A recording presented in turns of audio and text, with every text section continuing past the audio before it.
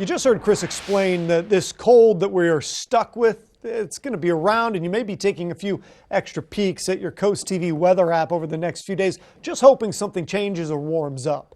Our Coast TV news reporter, Brendan Conroy, is out there in the cold now. Brendan, what's the temperature where you are? What's it looking like on the coast? Charlie, it's still very cold out here. Let's do our 11 p.m. thermometer update.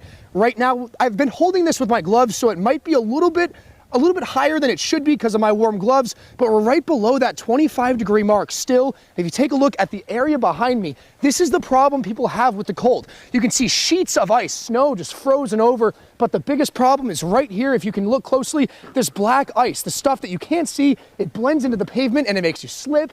Cars can swerve off the road. We won't see any of this go away until those temperatures get up past those freezing points. And when I spoke with people on the coast about what they're doing to stay warm and safe, this is what they told me. It's already been quite the chilly winter here on the coast, and January hasn't even ended yet. I really hate it. For those on Delmarva, they have had to get used to all the snowy roads and sidewalks, along with the increasingly colder temperatures. Kevin Steele works for Pro Exteriors and was outside in the cold for his shift all day Monday. Yeah, no matter how many times I come outside, it's not enjoyable in the cold. Don't get used to it at all. But he does his best to stay as warm as possible through being active. Not looking forward to the next couple of days, but I mean, yeah, as long as I keep moving, it's not so bad. Michael Craig, who lives in Milton, says he already has plans to avoid the cold. Go to Florida is at the end of the week, and I'm getting out of here. He told Coast TV he is not a big fan of these inconsistent weather patterns. I check the weather apps at least 6 to 8 times a day because it changes.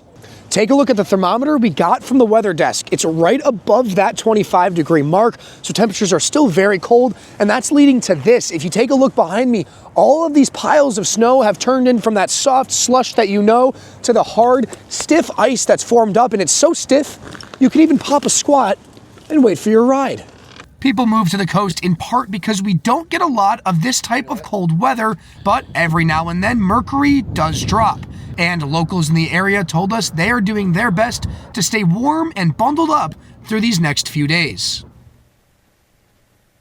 You'd expect to see these temperatures until the end of the week, and although it still will be close to those freezing points, it'll be a little bit past it. And those people on the coast that we spoke to said they're going to do their best to stay as warm and safe as they can throughout the rest of the week. Live in Lewis, Brendan Conroy, Coast TV News.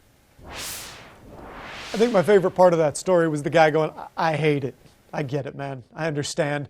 Now it's time for our Coast TV poll. We want to know which job would be the hardest out in the cold. We saw some folks working out there.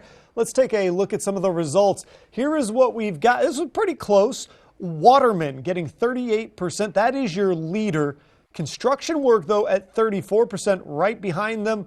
You're also seeing some votes for road crews, trash pickup, and first responders. Now, if you haven't voted yet, you can still do that at coasttv.com or use the Coast TV mobile app.